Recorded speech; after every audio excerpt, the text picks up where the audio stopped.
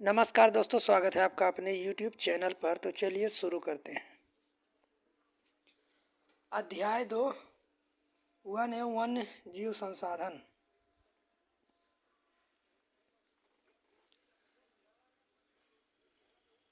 इस ग्रह पर हम सूक्ष्म जीवों और बैक्टीरिया जोक से लेकर वृक्ष, वट वृक्ष, हाथी, ब्लू व्हेल तक के करोड़ों दूसरे जीवधारियों के साथ रहते हैं। यह पूरा आवासीय स्थल है जिस पर हम रहते हैं अत्यधिक जैव विविधताओं से भरा हुआ है। मानव और दूसरे जीवधारी एक जटिल पारिस्थितिकी तंत्र का निर्माण करते हैं जिनका हम मात्र एक हिस्सा हैं और अपने अस्तित्व के लिए विभिन्न तत्वों पर निर्भर करते हैं। उदाहरणतः वायु जिसमें हम सांस लेते हैं, जल जिसे हम पीते हैं और मृदा अनाज पैदा करती हैं जिनके बिना हम जीवित नहीं रह सकते हैं। पौधे, पशु, सूक्ष्मजीव इनका पुनः सृजन करते हैं। वन पारिस्थितिकी तंत्र में महत्वपूर्ण भूमिका निभाते हैं क्योंकि ये प्राथमिक उत्पादक है जिन पर दूसरे सभी जीव निर्भर करते हैं। भारत में वनस्पति और प्राणी जात। यदि आप आसपास पर नज़र दौड़ाते हैं तो आप पाएंगे कि ऐसे प्राणी और पौधे हैं जो आपके क्षेत्र में पाए जाते हैं। वास्तव में भारत जैव विविधता के संदर्भ में विश्व के सबसे समृद्ध देशों में से एक है। यहाँ विश्व की सारी जैव उपजातियों के 8% संख्या पाई जाती हैं। ये अभी खोजी जाने वाली उपजातियों को 2-3 गुना है। आप पहले ही भारत में पाए जाने वाले वन्य जीव संसाधनों, क्षेत्रफल, किस्मों के बारे में पढ़ चुके हैं। आपने सोचा है कि इन संसाधनों का आपके दैनिक जीवन का क्या महत्व है? ये विविध वनस्पतियाँ और प्राणीजात हमारे हर रोज़ के जीवन में इतने गुथे हुए हैं कि हम इनकी कद्र नहीं करते हैं, परंतु पर्यावरण के प्रति हमारी असंवेदनाओं के कारण पिछले कुछ समय से इन संसाधनों पर भारी दबाव बढ़ा है। भारत में वन और वन्य जीव का संरक्षण। वन्य जीवन और वनों में तेजी गति हो रहे हैं ह्रास कारण इनका संरक्षण बहुत आवश्यक हो गया है। परंतु हमें वन्य जीव का संरक्षण करना आवश्यक क्यों है? संरक्षण से पारिस्थितिक विविधता बनी रहती है तथा हमारे जीवन साध्य संसाधन, जल, वायु, मृदा बने रहते हैं। यह विभिन्न जातियों से बेहतर जनन के लिए वनस्पति और पशुओं में जीन्स विविधता को संरक्षित करती है। उदाहरण के तौर पर हम कृषि में भी पारंपरिक फसलों पर निर्भर करते हैं। जलीय जैव विविधता मोटे तौर पर मछली पालन बनाए रखने पर निर्भर है।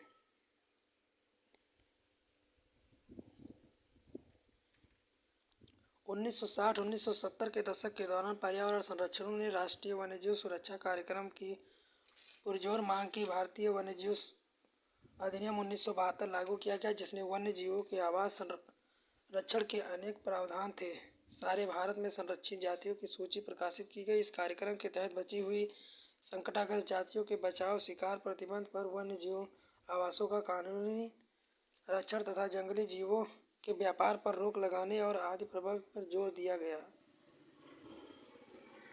तत्पश्चात केंद्रीय सरकार व कई राज्यों सरकारों ने राष्ट्रीय उद्यान और वन्य जीव परिवहन स्थापित किए जाने के बारे में पहले पढ़ चुके हैं। केंद्रीय सरकार ने कई परियोजनाओं की घोषणा की जिनका उद्देश्य गंभीर खतरे में पड़े हुए विशेष वन्य प्राणियों की रक्षण प्रदान करना है। इन प्राणियों में बाघ, सींग, गैंडा, कश्मीरी हिरण, अंगुर, 3 प्रकार के मगरमच्छ, स्वजल मगरमच्छ, लवड़िए, घड़ियाली, एशियाई शेर और वन्य प्राणी शामिल हैं। इसके अतिरिक्त कुछ समय से पहले भारतीय हाथी, काला हिरण, चिंकारा, भारतीय गोंडवन और हिम तेंदुए आदि शिकार और व्यापार पर संपूर्ण अथवा आंशिक प्रतिबंध कानूनी रक्षण दिया गया है। बाघ परियोजना।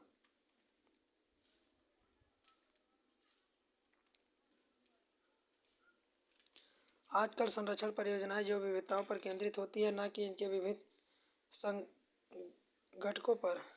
संरक्षण के विभिन्न तरीकों की गहनता से खोज की जा रही है। संरक्षण नियोजन में कीटों को भी महत्व मिल रहा है। वन्य जीव अधिनियम 1980 से 86 के तहत सैकड़ों तितलियों, पतंगों, ब्रजों और ड्रैगन फ्लाई के भी संरक्षित जातियों में शामिल किया गया है। 1991 में पौधे की भी 6 जातियाँ पहली बार इस सूची में रखी गईं। वन्य और वन्यजीव संसाधनों के प्रकार और वितरण। यदि हम वन्य और वन्यजीव संसाधनों को संरक्षित करना चाहे तो उनका प्रबंध, नियंत्रण और विनियमन अपेक्षाकृत कठिन है। भारत में अधिकतर वन और वन्यजीव या तो प्रत्यक्ष रूप से सरकार के अधिकतर क्षेत्र में है या वन विभाग अथवा अन्य विभागों के जरिए सरकार के प्रबंध में इन निम्नलिखित वर्गों में बांटा जाता है: आरक्षित वन, रक्षित वन, अवर्गीकृत वन। देश में आधे से अधिक वन क्षेत्र आरक्षित वन घोषित किए गए हैं। जहाँ तक कि वन और वन्य प्राणियों के संरक्षण की बात है, आरक्षित वनों को सर्वाधिक मूल्यवान माना जाता है। वन विभाग के अनुसार देश के कुल वन का 1/3 हिस्सा रक्षित है। इन वनों और अधिक नष्ट होने वाले बचाने के लिए इनकी सुरक्षा की जाती है। इन सभी प्रकार के वनों की बंजर भूमि जो सरकार, व्यक्तियों, समुदायों स्वामित्व में होते हैं, अवर्गीकृत वन कहलाते हैं। आरक्षित और रक्षित वन ऐसे अस्थायी वन हैं जिनका रखरखाव इमारती लकड़ी, अन्य वन पदार्थों और उनके बचाव के लिए किया जाता है। मध्य प्रदेश में अस्थायी वनों में अंतर्गत सर्वाधिक क्षेत्र है, जो प्रदेश के कुल वन क्षेत्र की भी 75% है। इसके अतिरिक्त जम्मू कश्मीर, आंध्र प्रदेश, उत्तराखंड, केरल, तमिलनाडु, पश्चिम बंगाल, महाराष्ट्र भी कुल वनों में एक बड़ा अनुपात आरक्षित वनों का है, जबकि बिहार, हरियाणा, पंजाब, हिमाचल प्रदेश, उड़ीसा और राजस्थान के कुल वनों में रक्षित वनों का एक बड़ा अनुपात है। पूर्वोत्तर के सभी राज्यों में गुजरात में अधिकृत वन क्षेत्रीय अधिकृत वन तथा स्थानीय समुदायों के प्रबंधन में है। समुदाय और वन संरक्षण। वन संरक्षण की नीतियाँ हमारे देशों में कोई नई नीति नहीं है। हम आमतौर पर इस बात से अनजान हैं कि वन हमारे देश के कुछ मानव प्रजातियों का आवास भी हैं। भारत के कुछ क्षेत्रों में स्थानीय समुदाय सरकारी अधिकारियों के साथ मिलकर अपने आवास स्थलों के संरक्षण में जुटे हैं, क्योंकि इन्हीं से दीर्घकाल में उनकी आवश्यकताओं की पूर्ति हो सकती है। सरिस्का बाघ रिजर्व में राजस्थान के गाँवों के लोग वन्यजीव संरक्षण अधिनियम के तहत वहाँ के खनन कार्य बंद कराने के लिए संघर्षरत हैं। कई क्षेत्रों के लोग स्वयं वन्यजीव आवासों की रक्षा कर रहे हैं और सरकार की ओर से हस्तक्षेप की भी स्वीकार नहीं कर रहे हैं। राजस्थान के अलवर में 5 गाँव के लोग 1200 हेक्टेयर वन भूमि भैरोदेव डाकव सोचरी घोषित कर दी है, जिसके अपने ही नियम कानून हैं जो शिकार वर्जित करते हैं तथा बाहरी लोगों की घुसपैठ से यहाँ के वन्यजीव को बचाते हैं।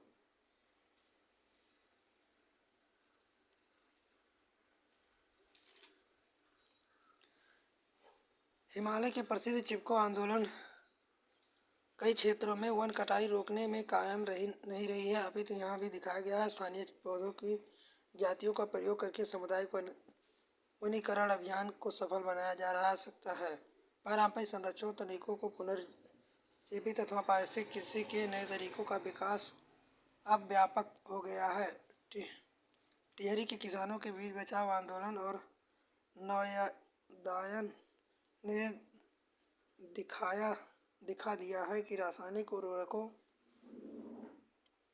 के प्रयोग के बिना किसी विविध फसल का उत्पादन द्वारा आर्थिक रूप से व्यवहार्य कृषि उत्पादन संभव है।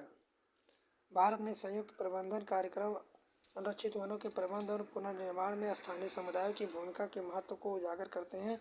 औपचारिक रूप से इन कार्यक्रमों की शुरुआत 1988 में हुई। उड़ीसा राज्य ने संयुक्त वन प्रबंधन का पहला प्रस्ताव पास किया। इन विभागों के अंतर्गत संयुक्त वन प्रबंधन आधारित वनों के बचाव के लिए कार्य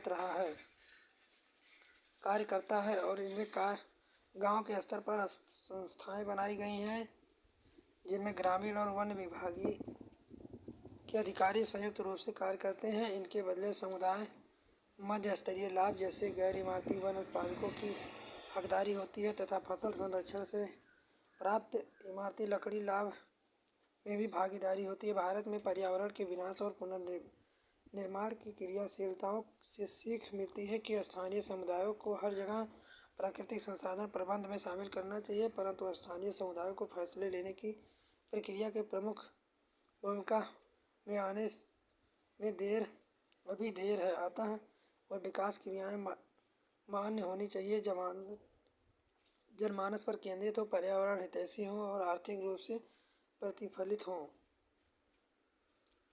अभ्यास